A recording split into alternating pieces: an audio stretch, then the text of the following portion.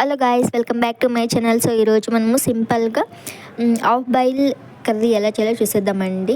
Simple process, taste మాత్రం చాలా బాగుంటుంది. దీనికి నేను 5 ఎగ్స్ తీసుకుంటున్నాను. ఫస్ట్ ఇలా హాఫ్ బాయిల్ అయితే వేసేసుకోండి.